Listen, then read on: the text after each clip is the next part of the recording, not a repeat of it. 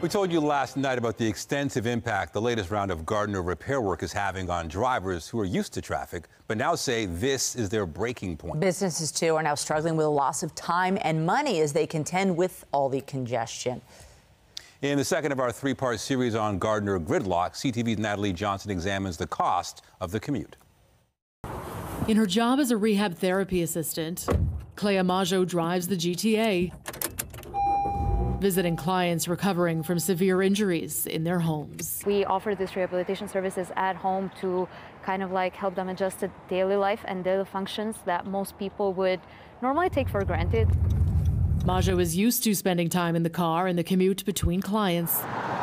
But when major lane restrictions on the Gardiner came into effect a few weeks ago, a 30% cut to capacity between Dufferin and Strawn, her drive time from Mississauga to home-based appointments in downtown Toronto spiked to the point that she's had to cut back on clients. It has definitely made it challenging to see multiple clients in a day, and I have had to reduce my workload over time as the traffic has worsened.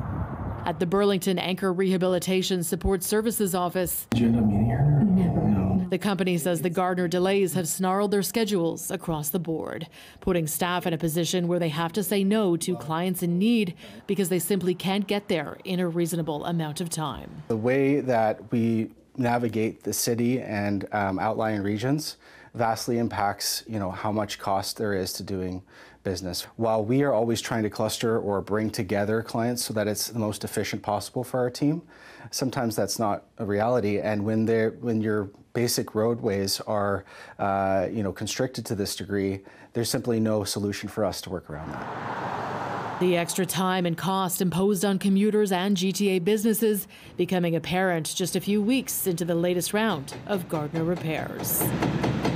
The city used to being stuck in traffic, overwhelmingly upset by another huge hit to their workday. The lane closures really crystallized the issue, I think, in the minds of a lot of commuters, because what was already a very long and tiring commute, a stressful commute, became that much longer. The head of the Toronto Region Board of Trade concerned about the impact of Gardiner Gridlock on bringing business into the core. Investors look at Toronto and they see all of this congestion and the difficulty of mobility, not just getting people moved around, but getting goods and services moved around. And so they basically take a pass and invest somewhere else. We're going to be at risk of losing a lot of our jobs internationally. The head of recruitment firm Hayes Canada says as more and more millennials move outside the core and fully remote roles become fewer and far between, talent is turning down jobs that involve sitting in this kind of traffic every day. I know when I'm driving to work and you get hit with that traffic, it's construction season in Toronto, you start to think, maybe there is a job that's closer to home. Why do I do this every day? I'd rather be with my kids. Leading big business to reconsider the city as a place to plant roots. People are asking themselves is, if I'm going to move my location outside of downtown Toronto, why would I keep it in Ontario? Ontario isn't proving to me the most corporate tax-friendly location. So Alberta is starting to look very good. Maybe I'll open up in Alberta. The mayor, though, disagrees that business is going elsewhere. No, Toronto is growing. Businesses are expanding, and we are increasing public transit. We are fixing the infrastructure.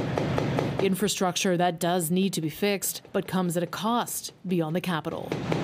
An impact on business and the people who depend on the services that have stalled. I'm working with less clients now, and I've had to make accommodations for some of them. By my count, there's 1,065 days left of this challenge, and that is a very long time. This is really something that if we don't find a solution for, we are in a position where our clients are really going to deteriorate. As the cost of congestion takes its toll on Toronto.